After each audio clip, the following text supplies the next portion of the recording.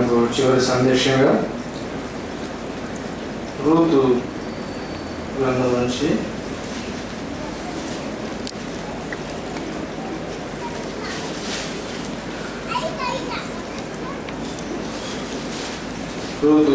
నుంచి మొదటి అధ్యాయము.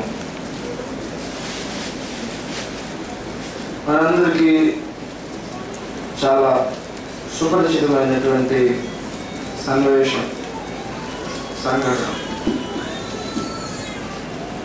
చాలా సార్లు మనం దీని గురించి విని ఉంటాం, ధ్యానం చేసి ఉంటాం. అది రూతు జీవితంలో జరిగింది, లేకపోతే నయోమి జీవితంలో జరిగింది, లేకపోతే అప్పుడెప్పుడో బైబిల్లో రాయబడిన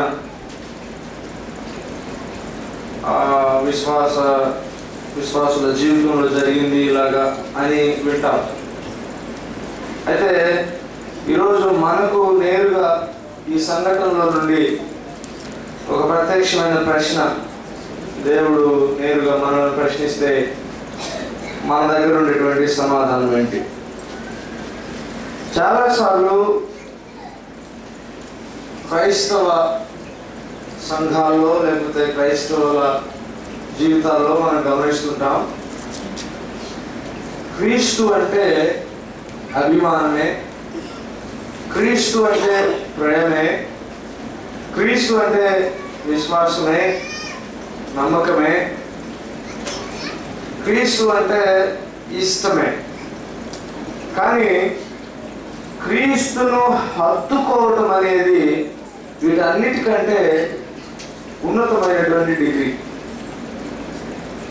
క్రీస్తుని హత్తుకోవడం అనేది క్రైస్తవ సంఘంలో మనం చూడడం అరుదుగా కనిపిస్తుంది. ఉదాహరణకు దావీదు అన్నట్లుగా దేవుని వలన మేము శూర కార్యాలు జరిగించేదము అన్నట్లు, దేవుని ఎరుగువారు బలము కలిగి గొప్ప కార్యములు చేసేదురు అని దేవుని వాక్యం సెలవిస్తున్నట్లు, శూర కార్యాలు జరిగించే వాళ్ళు తక్కువ, శూర కార్యాల గురించి చెప్పుకునే వాళ్ళు చాలా ఎక్కువ. అందుకనే ఒక సేయింగ్ ఉంది, 20% of the people are performers or doers and 80% of the people are spectators. 20% మంది చేస్తుంటారు, 80% మంది చూస్తుంటారు అని ఒక మాట ఉంది. క్రైస్తవ్యానికి వచ్చేసరికి అది కొంచెం పెరుగుతుంది. చాలా స్వల్పంగా చేస్తుంటారు, మిగతా వాళ్ళు చూస్తుంటారు. కారణం ఏంటి అని అంటే, ఇప్పుడు మనం ధ్యానం చేయబోతున్నాం, హత్తుకోవడం లోపించడం. ఇప్పటికే మీకు అర్థమై ఉంటుంది, నేను చెప్పనవసరం లేదు. కానీ కొంచెం కొద్ది నిమిషాలు మనం ధ్యానం చేస్తే మరికొన్ని తలంపుల ద్వారా దేవుడు మనతో ప్రత్యక్షంగా నేరుగా మన హృదయాలతో మాట్లాడడానికి అవకాశం ఉంటుంది. ఇక మనం గమనిస్తాం, నయోమి తనుంటున్నటువంటి దేశంలో యూదా బెత్లెహేము నుండి మోయాబు దేశానికి వెళ్ళిపోయింది. ఎందుకు వెళ్ళిపోయింది?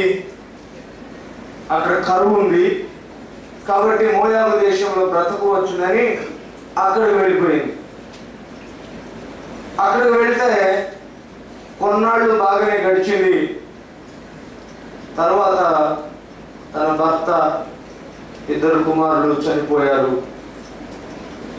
2 కోడళ్లతో నయోమి మిగిలిపోయింది. ఎవరో చెప్పారు, ఆనాడు నీ విడిచి వచ్చిన బెత్లెహేము ఈ రోజు సమృద్ధిగా ఉంది, అక్కడ ఉన్నవారు క్షేమంగా ఉన్నారు, నీవే తొందరపడి మోయాబు దాకా వచ్చి నీ భర్తని 2 కుమారులు కోల్పోయావు అని చెప్పి అన్నారు. అయ్యో, దేవుడు నా దేశాన్ని దర్శించాడట, మళ్ళా సమృద్ధి కలిగిందట అని మోయాబును విడిచి తన సొంత దేశానికి వెళ్ళిపోవాలని తీర్మానం చేసుకున్నారు. అయితే 7వ వచనంలో గమనిస్తే, 6వ వచనం నుంచి, వారికి ఆహారం ఇచ్చుటకు యెహోవా తన జనులను దర్శించునని ఆమె మోయాబు దేశంలో వినును కనుక మోయాబు దేశము విడిచి వెళ్ళుటకై ఆమెయు ఆమె కోడలును ప్రయాణమైరి. మరలా దేవుడు ఆ దేశాన్ని దర్శించాడని, మరలా వారికి ఆహారం ఇస్తాడని విని, మోయాబు దేశంలోనే విని యూదా దేశానికి వెళ్ళిపోవాలని వెళ్ళి తిరిగి ప్రయాణమయ్యారు. అప్పుడు ఆమె ఉన్న స్థలము నుండి ఆమెతో కూడా ఆమె ఇద్దరు కోడళ్లను బయలుదేరి యూదా దేశమునకు తిరిగిపోవాలని మార్గమున వెళ్ళుచుండగా, ఇప్పుడు వారి ముందు ఒక టాస్క్ ఉంది. వారు ఎక్కడికి వెళ్ళాలి? యూదా దేశానికి వెళ్ళాలి. మోయాబు నుంచి అయితే స్టార్ట్ చేశారు, ముగ్గురు ప్రయాణం స్టార్ట్ చేశారు.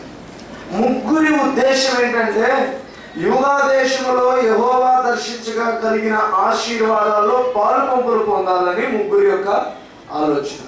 మళ్ళా ఆహారం ఇస్తున్నాడట, మనం వెళ్ళి యూదా దేశంలో తిరిగి దేవుని యొక్క ఆశీర్వాదాన్ని, దేవుని యొక్క మేలును, దేవుని యొక్క సమృద్ధిని మనం కూడా అనుభవిద్దామని బయలుదేరారు. చాలా జాగ్రత్తగా గమనించాలి. అందరికీ సదుద్దేశాలే ఉంటాయి. మొట్టమొదటిగా దేవుని దగ్గరకు వచ్చేటప్పుడు మనం దేవుని ఆశీర్వాదాలకు అనుగుణంగా ప్రవర్తించాలి. దేవుని దగ్గరకు ఇష్టంగా ఆయనను మన మనసులో పెట్టుకొని మన హృదయపూర్వకమైన ఆలోచనలతో ఆయన దగ్గరకు వెళ్ళాలి, మన పరిపూర్ణమైన మనసుతో వెళ్ళాలి అని మంచి ఉద్దేశంతోనే ప్రారంభిస్తారు. మార్గమున వెళ్ళుచుండగా మనం ప్రయాణం వైపు, మన మార్గం వైపు, మన లక్ష్యం వైపు మనం కొనసాగుతూ ఉండగా కొన్ని మార్పులు చేర్పులు జరుగుతాయి. ఆ మార్పులు చేర్పుల్లోనే మన గమ్యము నిర్ధారించబడుతూ ఉంటుంది. కొన్నిసార్లు మనం పొందుకోమా, మనం పొందుకున్న దాన్ని ఎలా కాపాడుకుంటున్నాము, ఇలాంటివన్నీ కూడా ఆ మధ్యలో విశ్వాస జీవితానికి తగిన విధంగా నడుచుకుంటామా, విశ్వాసమును కాపాడుకుంటూ మనం పోరాటం చేస్తామా, లేకపోతే మధ్యలోనే బ్యాక్ స్లైడ్ అవుతామా, కొంతకాలం అయోగ్యంగా ప్రవర్తించడం, లేకపోతే మళ్ళా ఒకసారి వెనక చూపు చూడడం, ఇలాంటివి కూడా చేస్తుంటామా అనేది ఆన్ ద వే జరుగుతుంటుంది. మార్గ మధ్యంలో వారు వెళుతూ ఉండగా దేవుని వాక్యం సెలవిస్తుంది. చూడండి, నయోమి తన ఇద్దరు కోడళ్లను చూసి, మీరు మీ తల్లుల ఇండ్లకు తిరిగి వెళ్ళుడి, చనిపోయిన వారి ఎడల నా ఎడలను మీరు దయ చూపినట్లు యెహోవా మీ ఎడల దయ చూపును గాక. వీళ్ళిద్దరు మంచివాళ్ళేనండి. కోడళ్ళు ఇద్దరు కూడా మంచివాళ్ళు, ఇద్దరు మంచివాళ్ళేనండి. ఎవరిని తక్కువ చేసైతే రాయలేదు. మీరు నా ఎడల దయ చూపున్నట్లు యెహోవా మీ ఎడల కూడా దయ చూపుతాడు, మీరు మళ్ళీ వెళ్ళిపోండి అంది ఆమె. ఎందుకంటే ఆమెకు బహుశా మనసులో ఒక ఆలోచన వచ్చి ఉండొచ్చు. కొడుకులు ఇద్దరు చనిపోయారు, కోడళ్ళు నా వెంట వస్తున్నారు, నిజంగా వారి హృదయపూర్వకంగా ఇష్టపడి వస్తున్నారా, లేకపోతే ఏదో పైకి అత్తను ఒక్కదాన్ని పోగొట్టారు వీళ్ళు అంటారని నలుగురు కోసం, కొన్నిసార్లు నలుగురు కోసం ప్రేమలు ఉంటాయి కదండి, కొన్నిసార్లు నలుగురు కోసం సంతోషంగా ఉన్నట్టు. నాకు తెలిసిన ఒక భార్య భర్తున్నారు, వారు ప్రజల్లోకి వస్తే ఆదర్శ దంపతులు అంటే వీరే అన్నట్లు ఉంటారు. ఆయన ఏదైనా తిన్నాడు అనుకోండి, ఈ వెళ్ళి మీద పడి తుడుస్తుంది, షర్ట్ మీద ఏదైనా పడితే ఇదుస్తుంది. ఆయన ఏదైనా కొంచెం అలాగా చాయ్ తాగినాడు, ఈమె ఆ కొమ్ముతో తుడుస్తుంది. అది చూడగానే ఏమనిపిస్తుంది, ఇంత కాలమైనా ఎంత చక్కని ప్రేమో, ఎంత మంచి దంపతులు వీరు అన్నట్లు అనిపిస్తారు. ఎవరు అక్కడ లేరు అనుకోండి, వాళ్ళే చూస్తారు చుట్టూ, ఎవరు లేరు కదా, రాత్రి ఏమన్నా అని స్టార్ట్ చేస్తారు. అంటే నలుగురు కోసం ఒకలాగా ఉండడం మనం చూస్తాం, వారికి వారు ఉండడం ఒకలాగా ఉంటుంది. బహుశా నయోమి కూడా అలాగా అనిపించిందేమో. ఈ కోడళ్ళు నలుగురు కోసం వస్తున్నారా, లేకపోతే నిజంగా నా కోసం వస్తున్నారా పరీక్షించాలనుకుందేమో. చూసి అంది, అమ్మా మీరు నన్ను చాలా దయగా చూశారు. నా భర్త చనిపోయిన తర్వాత, నా ఇద్దరు కుమారులు చనిపోయిన తర్వాత నేను ఎంతో దుఃఖంలో ఉన్నప్పుడు ఈ ముసలి మనకి ఎందుకని మీరు వేరేగా ప్రవర్తించలేదు నా పట్ల. అలా ప్రవర్తించుంటే నా భర్త విడిపోయిన ఆ బాధలో ఇంకా బాధపడేదాన్ని. కానీ కొంతవరకు బెటర్ ఏంటంటే మీరు దయ చూపించారు నా పట్ల. ఈ దయకు ప్రతిగా దేవుడు మీ పట్ల ఇంకా దయ చూపించుగాక, వెళ్ళిపోండమ్మా అందామె. చనిపోయిన వారి ఎడల నా ఎడలను మీరు చూపినట్లు యెహోవా మీ ఎడల దయచూపునుగాక. మీలో ఒక్కొక్కతే పెళ్లి చేసుకుని తన ఇంత నెమ్మది నొందినట్లు యెహోవా దయచేయునుగాక అని వారితో చెప్పి వారిని ముందు పెట్టుకోండి. ఆ మాట కూడా చెప్పింది ఆమె. మీరు వెళ్ళి మా బంధం నుంచి నేను విముక్తులు చేస్తున్నాను, మీరు వెళ్ళి మీకు కనుక ఇష్టమైతే పెళ్లి కూడా చేసుకొని మీరు అక్కడ స్థిరపడిపోండి అని చెప్పింది ఆమె. అంతటా వారు, 10వ వచనం చాలా జాగ్రత్తగా గమనించాలి. ఆమె మాట్లాడిన తర్వాత అంతటా వారు ఎలుగెత్తి ఏడ్చి నీ ప్రజల యొద్దకు నీతో కూడా వచ్చదమని ఆమెతో చెప్పగా, ఇది చాలా షార్ట్ పేపర్ ఆన్సర్, చాలా ఆవేశపూరితమైన ఆన్సర్ అని మనం తర్వాత గ్రహించవచ్చు. ఎందుకంటే చాలా మంది త్వరితగతినే కొన్నిసార్లు ఇలాంటి సమాధానం చెప్తూ ఉంటారు. అయ్యా మీరు క్రీస్తుని అంగీకరిస్తారు, అంగీకరించిన తర్వాత మీకు కొన్ని కష్టాలు వస్తాయి, కొన్ని సమస్యలు వస్తాయి అని అంటే అయినా పర్వాలేదు, జీవితం ఉన్నంత వరకు మేము క్రీస్తు కొరకే ఉంటాం అని చెప్తారు ముందే. మనం కూడా అందరిలాగా చెప్పం, మీకు సులభంగా ఉంటుంది, అన్ని సంతోషాలే, అన్ని మేలులే, అన్ని ఆశీర్వాదాలే, అంత క్షేమమే అని చెప్పాం. క్రీస్తు మార్గము ఇరుకైన మార్గం. ఆ ఇరుకు గుండా ప్రయాణం చేయవలసి వచ్చినప్పుడు కొన్నిసార్లు నిందలు, కొన్నిసార్లు హింసలు, కొన్నిసార్లు కష్టాలు రావచ్చును.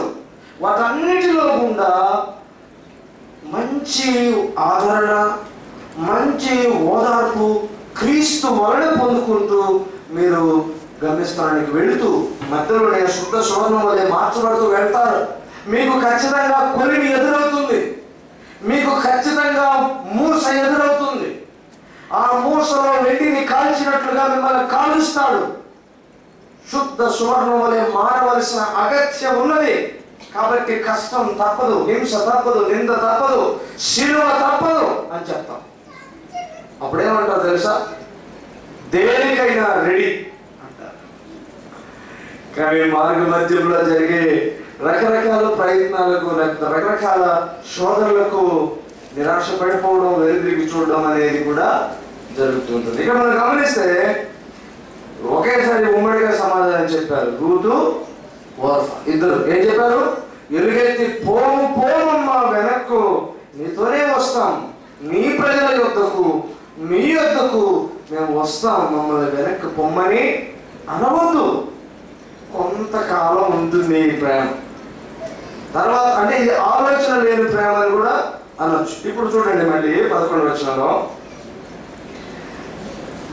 నయోమి నా కుమార్తెలారా మీరు మరులుడి, నేను చెప్పేది వినండి, నాతో కూడా మీరు రానేలా, మిమ్మల్ని పెళ్లి చేసుకున్నట్టుకై ఇంకా కుమారుడు నా గర్భం ఉందిరా, నా కుమార్తెలారా తిరిగి వెళ్ళుడి, నాకు నమ్మిక కలదని చెప్పి రాత్రి పురుషునితో నుండి కుమారుడిని కనినను, వారు పెద్దవారుటకు వారి కొరకు మీరు కనిపెట్టుకుందురా, మీరు వారి కొరకు కనిపెట్టుకుని పురుషులు లేక ఒంటరికత్తలయ్యుందురా, నా కుమార్తెలారా అది కూడదు, యెహోవా నాకు విరోధి ఆయను, అది మిమ్మల్ని నొప్పించినంత కంటే నన్ను మరి ఎక్కువగా నొప్పించినదని వారితో చెప్పాను. ఆమె చెప్తుంది, అమ్మా నేనే చాలా కష్టాల్లో ఉన్నాను, నాకు ఆధారం ఎవరు లేరు, ఇక నా బాధ్యత కూడా మీ మీదనే పడుతుంది, మీకు మళ్ళీ పెళ్లి చేసుకోవడానికి మీకు ఇబ్బంది అవుతుంది, నా దగ్గర మీ కొరకు సరైన ఏర్పాట్లు ఉండవు. ఆలోచించండి మరొకసారి. ఎందుకో దేవుడి నుంచి విడిచినట్లుగా నేను అనుకుంటున్నాను. నా పేరు నయోమి అంటే మధురం, కానీ మోయాబులో నేను చేదును చూశాను. ఇప్పుడు నా దగ్గర చేదు తప్ప మధురానుభూతులు మీకు దొరకవు. చెప్పిందామే, నేను భవిష్యత్తులో కూడా కష్టాలు అనుభవించవచ్చు, కాబట్టి మీరు వెళ్ళిపోండి అనగానే ఇప్పుడు ఓర్ఫాకు కొంచెం మనసు ఆలోచించడం మొదలుపెట్టింది. 14వ వచనం, వారు ఎలుగెత్తి ఏడవగా, ఇద్దరు ఏడ్చారు, కానీ ఓర్ఫా తన హత్తును ముద్దు పెట్టుకొనును, రూతు ఆమెను హత్తుకొనును. నాకు ఈ రెండు చాలా చాలా చాలా ఆశ్చర్యం కలిగించే రచనలాగా అనిపించింది. ఓర్ప ముద్దు పెట్టుకొనను, రూతు హత్తుకొనను అని రాశాడు. రెండు ప్రేమను వ్యక్తం చేసేవి అనిపించాయి. కానీ ఒకటేమో ఇక వెళ్ళే ముందు చేసే ఇక ఈ ప్రేమ ఎంత చల్లిస్తున్నాడు అనేటువంటిది, ఒకటేమో నా ప్రేమలో మార్పు ఉండదని చెప్పేటువంటి. ఓర్ప ముద్దు పెట్టుకుంది, కారణం ఏంటంటే ఇక నేను పోయేస్తానని చెప్పడానికి. రూతేమో హత్తుకుంది, నేను నిన్ను ఓడించి పెట్టను అని చెప్పడానికి. ప్రియ సహోదరి సహోదరుడా, ఇప్పుడు చాలా సూటైన ప్రశ్న క్రీస్తు మనలందరినీ నేరుగా ప్రశ్నిస్తూ ఉన్నాడు. ప్రయాణం ప్రారంభమైంది, పరమకాణాలు చేరుకోవాలి. మనమందరము ప్రయాణం స్టార్ట్ చేశాం. దేవుని ఆశీర్వాదాలు అనుభవిస్తూ, దేవుని శక్తిని పొందుకుంటూ, దేవుని సహకారాన్ని కోసం ఎదురు చూస్తూ, నిరీక్షణ కలిగి ముందుకు కొనసాగుతూ ఉన్నాం. ఓర్ఫ ముద్దు పెట్టుకొని తన ఆప్యాయతని, ప్రేమని చూపించింది. ప్రేమే, కానీ ఇక మీదట ముందుకు నీతో కొనసాగలేనంటూ చెప్పింది. అది చెప్పకనే చెప్పింది. రూత్ అయితే ఎన్ని కష్టాలు వచ్చినా, ఎన్ని ఇబ్బందులు వచ్చినా నా జీవితాంతము నీతోనే ఉంటానని హత్తుకున్నది. ముద్దు పెట్టుకోవడమేమో తాత్కాలికమైన ప్రేమ, హత్తుకోవడం శాశ్వతమైన ప్రేమ. ముద్దు పెట్టుకోవడమేమో తాత్కాలికమైన ఆసక్తి, తాత్కాలికమైన అనురాగం, తాత్కాలికమైనటువంటి అన్యోన్యత. హత్తుకోవడం తరతరాలకు శాశ్వతంగా ఉండేటువంటిది. మనలో ఈ రెండు కేటగిరీస్ ఉంటాయి. ఎక్కువసేపు మనం గమనిస్తే మనము యేసయ్యను ముద్దు పెట్టుకునే పరిస్థితుల్లోనే ఉంటాం. ఉదాహరణకు సండే వస్తాం అనుకోండి, ఈ 2 గంటలు 3 గంటలు దేవుని సన్నిధిలో ఆయనకు దగ్గరగా ఉండి ఆయన దగ్గరగా ముద్దు పెట్టుకునే అనుభవంలోనే ఉంటాం. మిగిలిన 6 రోజులు ఆయన పక్కన పడేసి మన లోకానికి ఇచ్చే ప్రాధాన్యతలు ఇస్తూ ఉంటాం. మనకు మన లోకం, మన సమస్యలు మనమే ఎక్కువైపోతాయి. మళ్ళీ ఆదివారం రాగానే క్రీస్తు మళ్ళీ ఫ్రెష్గా గుర్తొస్తాడు. దేవుని వాక్యం సెలవిస్తుంది, మార్పు లేని ప్రేమ దేవుడు నీ నుంచి నా నుంచి కోరుకుంటున్నాడు. ఎడతెగని ప్రేమను కోరుకుంటున్నాడు. ఓర్ప ముద్దు పెట్టుకుంది, ఇక వెనక్కి వెళ్ళిపోతానని చెప్తూ ఉంది. రూత్ అయితే ఆమెను హత్తుకొనెను. ఇట్లు ఉండగా ఆమె, ఇదిగో నీ తోటి కోడలు తన జనుల యొద్దకును తన దేవుని యొద్దకును తిరిగిపోయినదే, నీవును నీ తోటి కోడలను వెంబడించున్నాను. ముద్దు పెట్టుకోలేను అని రాశాడు కానీ వెళ్ళిపోయిందని రాయలేదు కదా. కానీ నయోమి చెప్తుంది ఇక్కడ, ముద్దు పెట్టుకుని వెంటనే వెళ్ళిపోయిందని ఇంకా అక్కడ ఉండలేదు. ముద్దు పెట్టుకున్న తర్వాత నయోమి అంటుంది, ఇదిగో నీ తోటి కోడలు వెళ్ళిపోయింది ఆల్రెడీ, తన ప్రజలతో ఉండడానికి, తన దేవునితో ఉండడానికి. నీవు కూడా వెళ్ళు అని రూతు అంటే, రూతు అంటుంది 16వ వచనంలో, అందుకు రూతు, నా వెంబడి రావద్దనియు నన్ను విడిచిపెట్టమనియు నన్ను బ్రతిమాలుకొనవద్దు. ఇప్పుడు చూడండి, ఈమె దేనికి హత్తుకున్నదంటే వెంబడించడానికి. ఇది చాలా ప్రాముఖ్యమైనటువంటి, ఒక శిష్యునికి, ఒక విశ్వాసికి, ఒక క్రైస్తవుడికి ఉండవలసిన చాలా ప్రాముఖ్యమైనటువంటి లక్షణాలు రూత్ ఇక్కడ ప్రదర్శిస్తూ ఉంది. చూడండి, మొదటిది, నీవు వెళ్ళు చోటికే నేను వచ్చాను, నీవెక్కడికి వెళ్ళినను నేను నీతో వస్తాను. ఇంకా చెప్పాలంటే నిన్ను అనుసరిస్తాను, నీ వెంట వస్తాను. ఈమె దేనికి హత్తుకున్నదంటే వెంబడించడానికి హత్తుకున్నది. ఆమె ఎందుకు ముందు పెట్టుకున్నది? విడిచిపోవడానికి ముందు పెట్టుకున్నది. రూత్ అయితే నిన్ను వెంబడిస్తాను అని హత్తుకున్నది. ఈ వెంబడించడం అనేది ఒక కొనసాగే ప్రక్రియ. ప్రియ సహోదరి సహోదరుడు, మనము కొంతమంది మన బాప్తిస్మానికి సిద్ధపడడం, కొంతమంది బాప్తిస్మం తీసుకున్నాం. అయితే ఇప్పుడు దేవుని వాక్యం మనం ప్రశ్నిస్తున్నది ఏంటంటే, నీవు ఆదినాన క్రీస్తుతో నీవు చేసిన ప్రమాణాన్ని నీవు హత్తుకొని ఉన్నట్లయితే నీవు వెంబడిస్తూ ఉండాలి. నేను వెంబడిస్తున్నామా? వెంబడించడం అంటే ఆయన ప్రేమను, ఆయన కరుణను, ఆయన యొక్క త్యాగాన్ని మనం ప్రకటిస్తూ, ఆయన గుణగణాలను ప్రచురణ చేస్తూ ఆయన వెంట, ఆయన వలే నడవడం వెంబడించడం. ఎంతమంది మనం ఆయన వెంబడిస్తూ ఉన్నాం? రూత్ అయితే హత్తుకున్నది. ఎందుకు హత్తుకున్నదంటే నేను వెంబడిస్తాను అని హత్తుకున్నది. మనం కూడా వెంబడించడానికి హత్తుకోవడం అనేది చాలా ప్రాముఖ్యం. అసలు ఎందుకు హత్తుకుంటామని? వెంబడించడానికి. మనం ప్రతి దినము వెంబడించే అనుభవంలో మనం ఉంటున్నాము.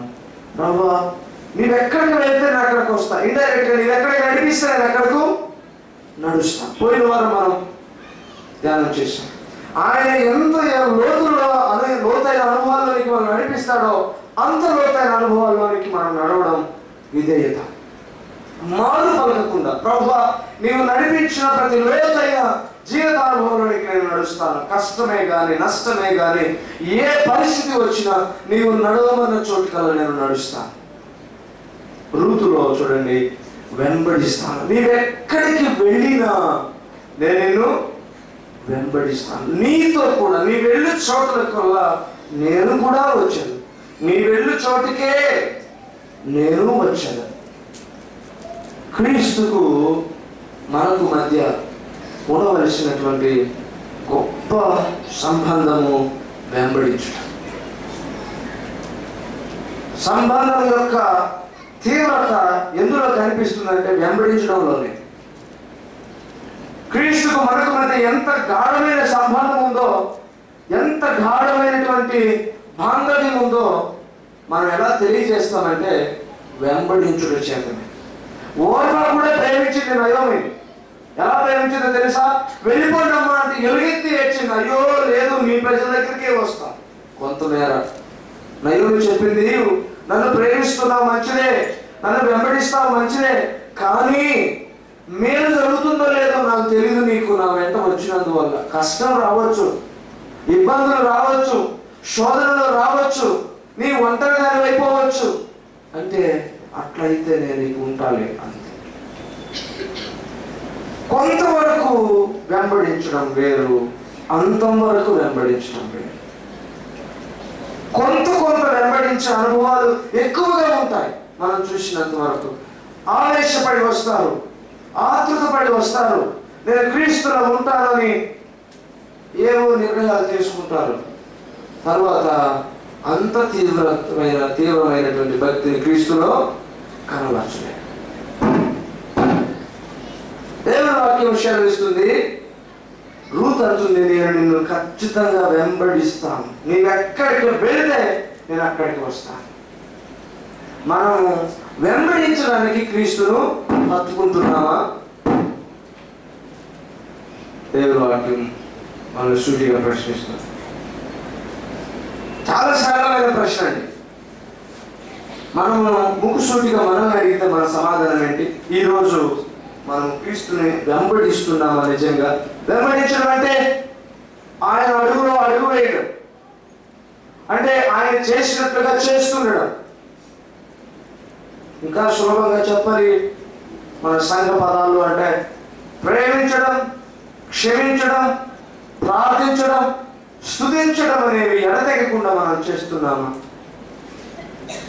నిజంగా అండి, ఈ మాటలు విని బోర్ కొట్టుండొచ్చు కొంతమందికి, కానీ ఇవి బర్నింగ్ క్వశ్చన్స్. ప్రతిరోజు ఒక సమస్య ఇది. నిజంగా మనము మన పొరుగు వారిని మనం ప్రేమించుకున్నంతగా ప్రేమించగలమా? ప్రేమిస్తున్నామా? నేను సిగ్గుపడుతూ చెప్తున్నాను, నేను చేయట్లేదా? ఎక్కడో ఏదో ఒక విషయంలో ద్వేషించవలసి వస్తే ఏ మాత్రం సంకోచించకుండా ద్వేషించగలుగుతున్నాను, ఏ మాత్రం వెనకాడకుండా కోపగించగలుగుతున్నాను, ఏ మాత్రం వెనకాడకుండా శిక్షించాల్సిన సమయం వస్తే, అవకాశం ఇస్తే శిక్షించడానికి కూడా వెనకాడట్లేదు. కానీ క్రీస్తు ప్రేమించమన్నట్లుగా ప్రేమించలేకపోతున్నాను. క్రీస్తు క్షమించమన్నట్లుగా క్షమించలేకపోతున్నాను. ద్వేషించడానికి మాత్రం వెనకాడడం లేదు, ప్రతీకారం తీర్చుకోవడానికి వెనకాడట్లేదు, త్వరపడి శాపనార్థాలు కట్టడానికి వెనకాడట్లేదు. కానీ ప్రేమ కలిగి మాట్లాడడానికైతే వెనకాడుతున్నాను, క్షమించడానికైతే వెనకాడుతున్నాను. ఇక నేనెక్కడ వెంబడిస్తున్నాను? వెంబడించకపోతే నేనెక్కడ హత్తుకున్నాను? ఆయన హత్తుకోకపోతే ఆయనకు మహిమ ఎక్కడ ఇస్తున్నాను? ఆయనకు మహిమ ఇవ్వకపోతే నేను శిష్యుడేలాగయ్యా? నేను శిష్యుడు కాకపోతే ఆయన ఆజ్ఞలు ఎప్పుడు పాటించగలిగా? అంటే నేను క్రీస్తు శిలువకు శత్రువుగా నేను నడుచుకుంటున్నా. హత్తుకోవడం అంటే క్రీస్తుకు మిత్రుడిగా స్నేహితుడిగా ఉండడం. హత్తుకోకపోతే ఆయన శిలువకు శత్రువులుగా నడుచుకోవడం. రూత్ అయితే నీవెక్కడికి వెళితే అక్కడికి నేను వస్తాను, నిన్ను నేను అనుసరిస్తాను. రెండవది చూస్తే నీవు నివసించు చోటనే నేను నివసిస్తాను. ఇది ఏంటంటే ఫెలోషిప్, సహవాసం, నివాసం ఉంటాను, నీతోనే నివాసం ఉంటాను. క్రీస్తు అంటాడు యోహాను సువార్త 15వ అధ్యాయంలో, ఎవడు నా యందు నివసించునో, ఎవడు నా యందు నిలిచియుండునో వాని యందు నేను కూడా నివాసము ఉంటాను, నిలిచి ఉంటాను. అలాంటి వాడు మిక్కిలి ఫలాలు, ఘనమైన, అత్యంత ఘనమైనటువంటి పాత్రగా వాడబడతాడు. అత్యధికమైన ఫలాలు ఫలిస్తాడు. నివాసం ఉండడం అంటే స్థిరముగా ఉండడం, ఫిక్స్ అయిపోవడం, అంటు కట్టబడడం, దూరము అయ్యే పరిస్థితులు రాకుండా అడ్డుకోవడం. పౌలు భక్తుడు అంటాడు, హింస అయినను, శ్రమ అయినను, దూషణ అయినను, ఉపద్రవమైనను, కరువైనను, ఖడ్గమైనను, దేవదూత అయినను, ఏదైనను క్రీస్తు ప్రేమ నుంచి ఏది కూడా మమ్మల్ని ఎడబాపదు. ఎందుకంటే వీటన్నిటిలో కూడా మేము అత్యధిక విజయము పొందిన వారము అంటారు. నివాసం ఉండడం, క్రీస్తులో నివాసం ఉండడం, క్రీస్తు ఉన్న చోట ఉండడం. రూత్ అంటుంది, నీవు నివాసం ఉన్న చోట ఉంటాను, అందుకే నేను హత్తుకున్నాను. క్రీస్తు నివాసం ఉన్న చోట నివాసం ఉండడం. సింపుల్గా చెప్పాలంటే ఆయన సన్నిధిలో ఉండడానికి ఇష్టపడడం, నిరంతరం ఆయన సన్నిధిలో, అంటే ఎడవబోదని కాదు, ఎక్కడ మన హృదయము ఆయనతో సంపూర్ణంగా అంతుకట్టబడిన స్థితి ఉంటుందో అక్కడ ఆయన సన్నిధి. సమాజంగా కూడడం అనేది ఆయన ఖచ్చితంగా ఇచ్చినటువంటి ఆజ్ఞ. అంతకంటే ముందు ఎక్కడైనా ఆయన సన్నిధిని మనం అనుభవించవచ్చు. ఆయన సన్నిధిలో నివాసం ఉండడం అనేది చాలా గొప్ప భాగ్యం. దావీదు అంటాడు, చిరకాలం నేను యెహోవా మందిరంలో నివాసం ఉంటుంది. ఆయన అంటాడు, నీ మందిరంలో ఒంటరిగా నీ బలిపీఠం దగ్గర ఆ పిచ్చుకలు ఉంటాయే, అలాగా ఒక పిచ్చుకనే నేనుంటే నాకెంత శ్రేష్టము, నాకెంత ధన్యము. పెద్ద పెద్ద మేడల్లో, కోటల్లో, ఇశ్రాయేలు గుడారాల్లో ఉండడం కాదు, కానీ నీ మందిర ఆవరణంలో, నీ బలిపీఠం వద్ద ఉండే ఒక పిచ్చుకలాగా ఉంటే నాకెంత ధన్యత. నీకు దగ్గరగా ఉంటే, నీ సన్నిధిని చూస్తూ ఉంటే, నీ మందిర ఆవరణంలో అటు ఇటు సంచరిస్తూ ఉంటే నాకెంత సంతోషం, ఎంత భాగ్యము దేవుని వాక్యం సెలవిస్తుంది. రూతు నీవు ఎక్కడికి వెళితే అక్కడికి అతన్ని అనుసరిస్తాను అంటుంది. అందుకే నేను హత్తుకుంటాను. హత్తుకోవడం అంటే అర్థం వెంబడించడమే. రెండవది, నీతో నివసిస్తాను. నీవెక్కడికి వెళితే అక్కడ నేను ఉంటాను, నీతో నివసిస్తాను, నేను విడిచిపోను, నీతో కలిసి ఉంటాను, నీతో కలిసి జీవిస్తా. క్రీస్తుతో కలిసి జీవించడం అంటే క్రీస్తుతో అన్ని పంచుకోవడమే, క్రీస్తు కష్టాలు పంచుకోవడమే, క్రీస్తు త్యాగాన్ని అనేకులతో పంచుకోవడమే, క్రీస్తు కొరకు క్రీస్తు అన్నీ మనం చేసుకోవడమే.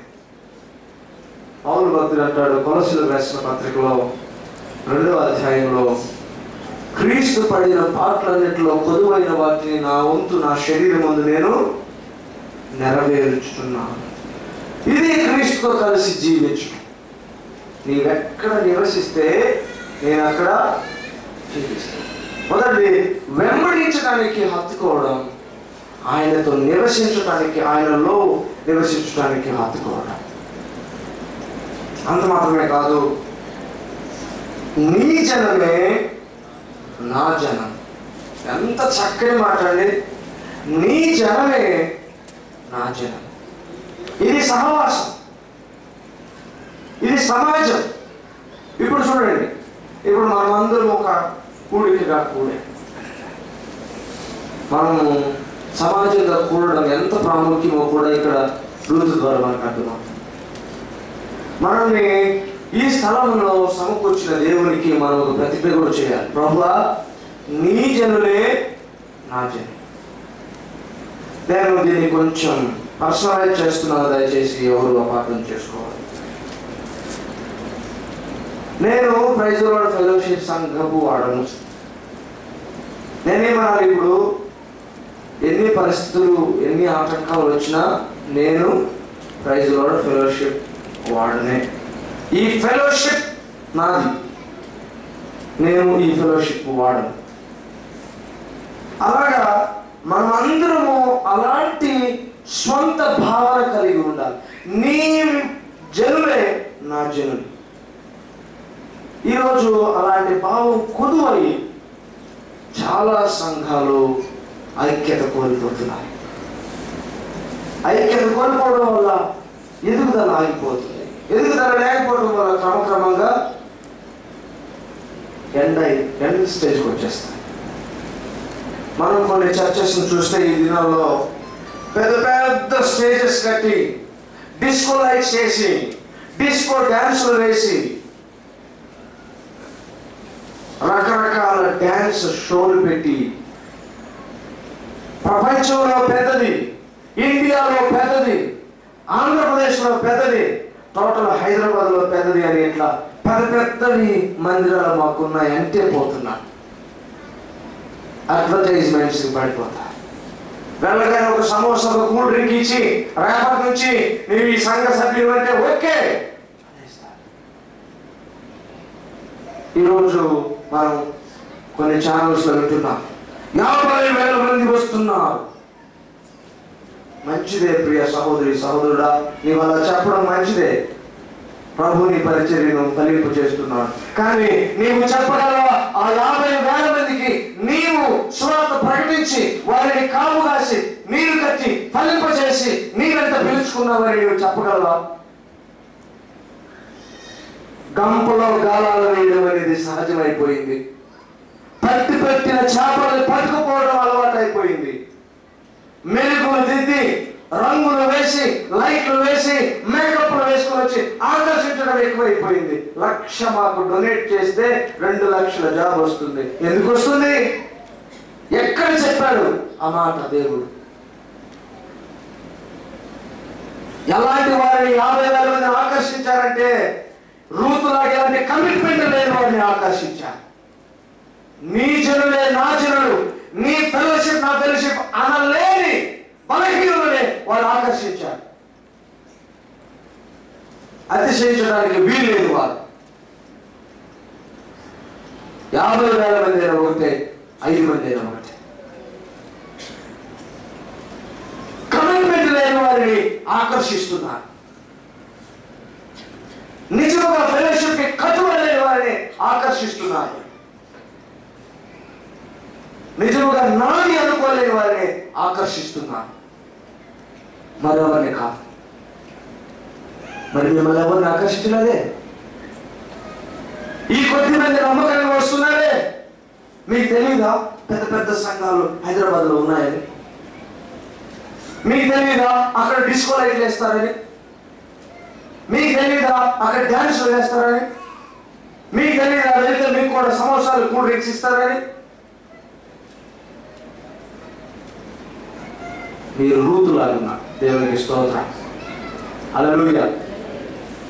అక్కడికి ఇక్కడికి పరుగులు పెట్టడం కాదు. గమనించండి, నీ ప్రజలు ఎవరు? రూతు అంటుంది నయోమితో, నీ జనమే నా జనం, నీ జనమే నా జనం. ప్రియ సహోదరి సహోదరుడా, ఇక్కడ ఉన్న మనల్ని దేవుడు అప్రిషియేట్ చేస్తున్నాడు. ఈ మధ్యాహ్న కాల సమయంలో ఎక్కడెక్కడికో పరుగులు ఎత్తడం, ఏవేదో చేయడం నేను పర్సనలైజ్ చేస్తున్నాను మొదటే చెప్పాను. ఎందుకంటే ఇది ఒక ఫ్యాషన్గా మారిపోయింది ఈ దినాల్లో. నాకు తెలిసిన చాలా మంది ఉన్నారు, ఆ సోకాల్డ్ బిగ్ చర్చెస్ లో 1 lakh, 2 lakhs, 3 lakhs డొనేషన్ చేసి వాళ్ళ చేత ఒక ఫోటో తీయించుకొని ఇంట్లో పెట్టుకుంటారు. అదే ప్రజలు వారి సొంత ఊర్లలో ఉన్న చిన్న చిన్న సంఘాల్లో, వాళ్ళ చిన్న చిన్న సహవాసాల్లో 100 రూపాయల కాను కూడా వెయ్యరు. దౌర్భాగ్యం, దౌర్భాగ్యం, దౌర్భాగ్యం. ఒక పాస్టర్ గారు నేను ఎరుగుదును, నేను 1000 మంది అనాథ పిల్లల్ని ఆదరిస్తున్నాను అని చెప్పే పాస్టర్ గారిని వాళ్ళ సొంత అమ్మ నాన్న అడుగు తింటున్నారు. ఎందుకు ఆ దౌర్భాగ్యమైనటువంటి పరిచర్య? ఎందుకు చెప్తున్నానంటే, ఇలాగా సంఘము ఎలా స్థిరపడాలంటే దేవుని వాక్యం అంటుంది, మొదట నీవు వెళ్ళాలి, వాక్యం చెప్పాలి, నీవు కన్నుకున్న వారు నీ దగ్గరకు సమకూడాలి, వారు ఒక గుంపుగా అయితే వారికి ఒక సంఘం ఉండాలి. ఇప్పుడు అలా కాదు, ఫ్యాషన్ ఎలా స్టార్ట్ అయిందంటే, ముందు ఇక్కడ ఒక సంఘం కడితే పరిగెత్తుకుంటూ వస్తాను, ఇక్కడ కడతాను, మైక్ పెడతాను, లేకపోతే ఏదైనా పని పంపిస్తాను, ఇక్కడికి సమకూర్చుకుంటాను. నేను పోవడం కష్టం. ఇప్పుడు కనుక వాళ్ళు వెళ్ళి మనం కనుక అడిగితే ఏం చెప్తారో తెలుసా? నా పరిచర్య పాస్టర్, నేను ఇక్కడే ఉంటాను, కొంతమంది నేను వాళ్ళు పోతాను, నేను ఎక్కడికి పోను, ఇక్కడే ఉంటాను, నేను చేసే పరిచర్య ఇదే, నేను పోను. అవును అలా కాలేదు, అవును అలా కాదు. వీలు దొరికినప్పుడల్లా తను ప్రభు నడిపించిన కొలది వెళ్ళి అనేక ఆత్మలు సమకూర్చుకోవడంలో నిమగ్నమయ్యాడు. నీవు ఒకవేళ స్థానికంగా పాస్టర్గా ఉన్నా ఓకే, కానీ నీవు సొంతగా వెళ్ళే పని నుంచి మాత్రం నీకు మినహాయింపు లేదు. ఎవరైనా ఏ దైవ సేవకుడైనా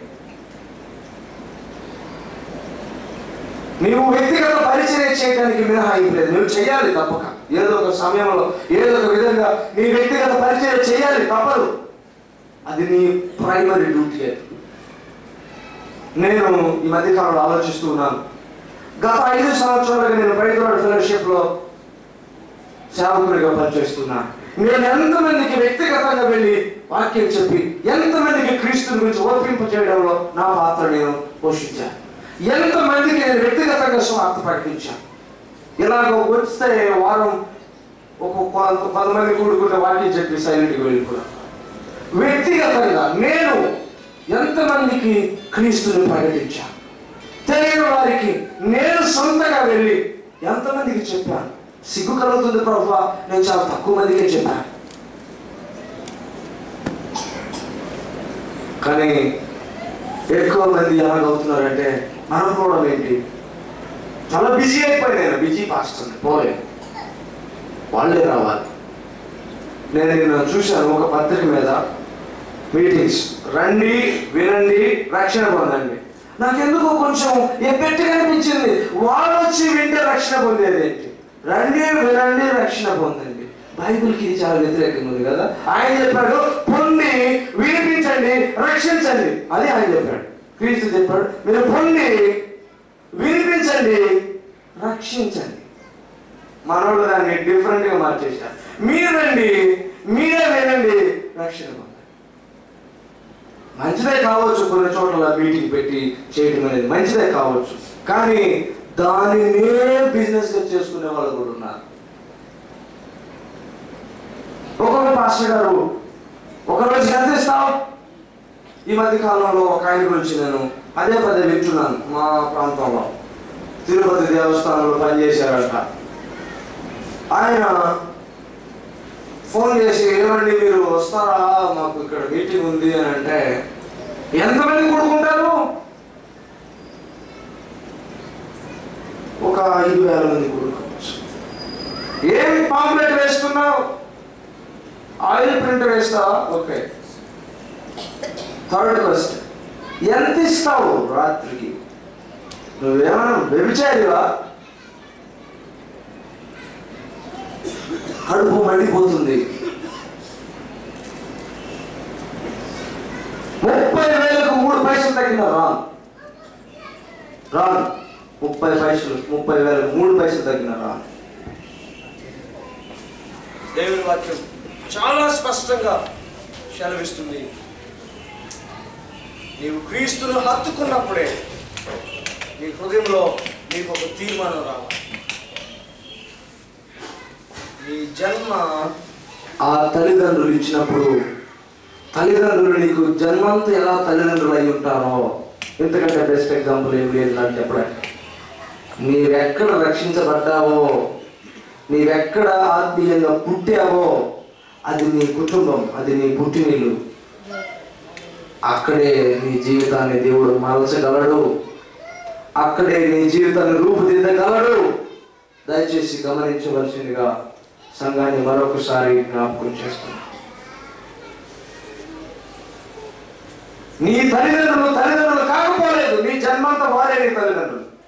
అలాగే ఇక్కడ రూతు ఒక చక్కని మాట, నీ జనమే నా జనం. నీతో నాకు కలిగిన బంధాన్ని బట్టి, నీతో నాకు కలిగిన అనుబంధాన్ని బట్టి, నీకు నాకు మధ్య ఉన్న అనురాగాన్ని బట్టి నేను చెప్తున్నాను, నీ జనులే నా జనులు, నీతో ఫెలోషిప్ నా ఫెలోషిప్. ఈ మధ్య కాలంలో బాగా ఎక్కువైపోయింది ట్రెండ్, ఆకర్షణలు. ఇక్కడికి వస్తే అది జరుగుతాయి, ఇది జరుగుతాయి, ఏవేవో జరుగుతాయి.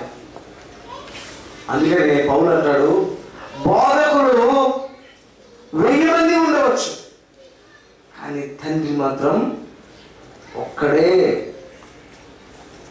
అలా మీకు సేవకులు ఎంతమంది అయినా ఉండొచ్చు, ఎంతమంది ఎన్ని విధాలుగా మీకు సహాయం చేయొచ్చు, కానీ మీకు తండ్రి ఒక్కడే, ఫెలోషిప్ ఒక్కటే. నేను మూసకట్టులో ఉండమని చెప్పట్లేదు, వినండి, వాక్యం చెప్తే వినండి. దేవుడు చెప్తున్న చోట్లల్లా ఎవరు చెప్పినా వినండి, వాక్యాన్ని అప్లై చేసుకోండి.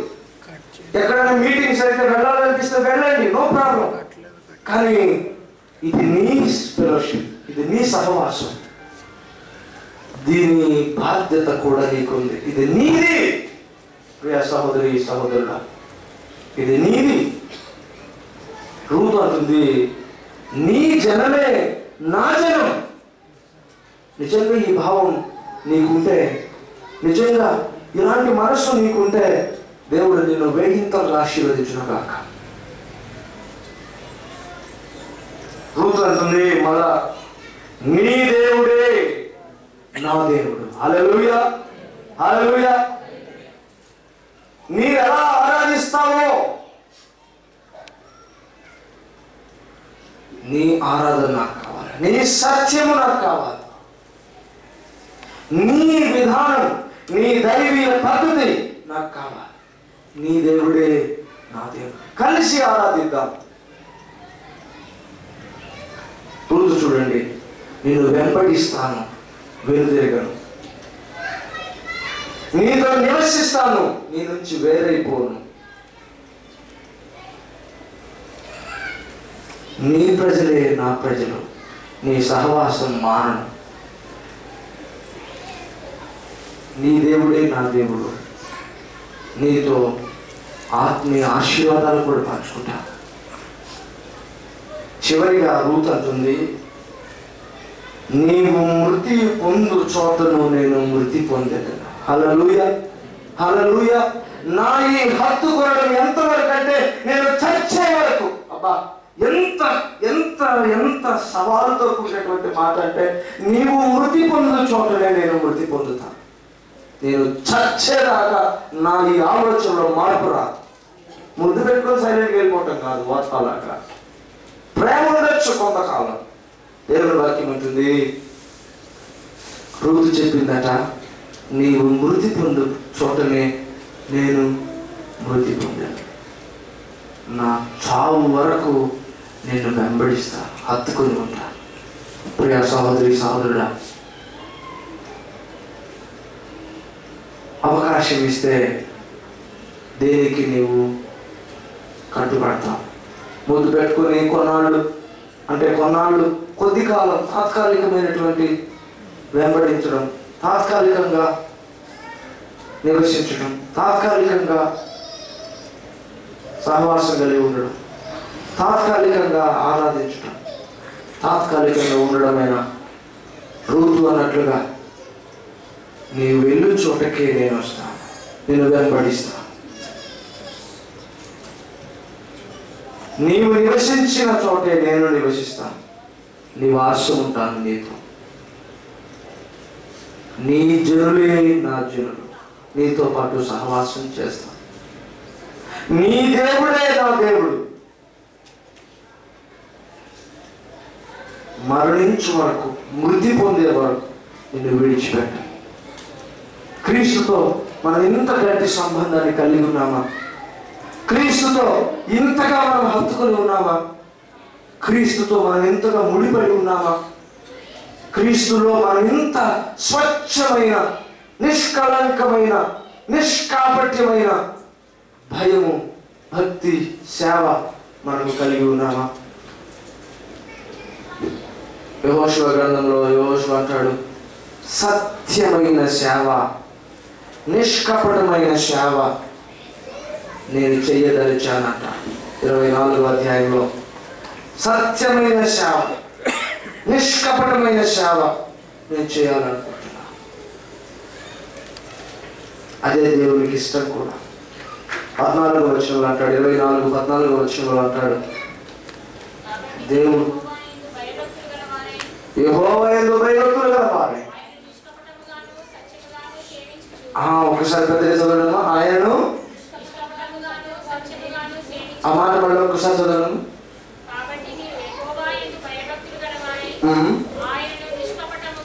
నిష్కపటముగాను సత్యముగాను సేవించు.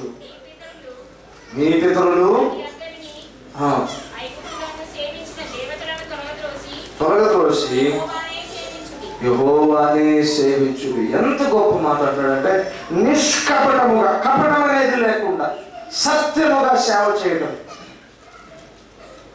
మనం రూతులో చూసాం, మరణము వరకు మార్పు లేదు నాలో. నేను హత్తుకుంటున్నాను, నీతో వస్తాను, నీతో ఉంటాను, నీ వారే నా వారు, నీ దేవుడే నా దేవుడు, మరణం వరకు నేను విడిచిపెట్టాను. ఇది ఏక మనసు, ఏకాత్మ. ఇది దేవుడు కోరుకున్న ఏక తాత్పర్యం. మనందరికి ఉండవలసిన భావం, తీర్మానం, నిర్ణయం, దృఢనిశ్చయం. మరి నీకు నాకు అలాంటి గట్టి తీర్మానం ఉన్నదా? అలాంటి గట్టి మనసు ఉన్నదా? అలాంటి గట్టి స్వభావం, రూతుకున్నటువంటి గట్టి విశ్వాసం నీకు నాకున్నదా?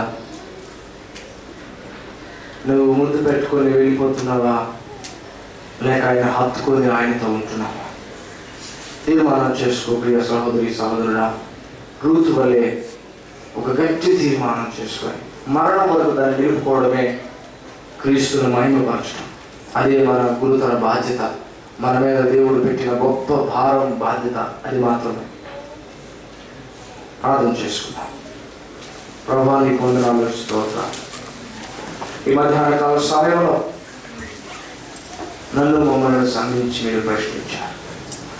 తాత్కాలికమైన ప్రేమ, తాత్కాలికమైన అనురాగం, తాత్కాలికమైనటువంటి ఆవేశంతో కొన్నిసార్లు మిమ్మల్ని హత్తుకొని ఉంటామని నిలువెత్తి ఏడుస్తాం. కానీ కడదాకా మన జీవిత అంతం వరకు, మరణించు వరకు నీవు నీ సహవాసం, నీ సహచర్యం, నీ సేవ మేము చేయడానికి, రూతు వలె గట్టిగా తీర్మానం చేసుకోవడానికి సహాయం చేయండి. అలాగ జీవించి నీకు మహిమ తీసుకొని వచ్చి మా జీవితాలకు మీరు ఉద్దేశించిన ఉద్దేశాన్ని నెరవేర్చడానికి కృప చూపు. నన్ను, మమ్మల్ని, మా సంఘాన్ని మీరు ఆశీర్వదించి మేలులు దయచేసి మహిమ ఘనత ప్రభావం మీరు పొందుకున్నారు. రూతు వంటి వారి వలె సంపూర్ణమైన నీ చిత్త స్వారూప్యంలోనికి మారటానికి కృప దయచేయాలి. యేసు నామమున అడిగి వేడుకుంటున్నాను తండ్రి. ఆమేన్.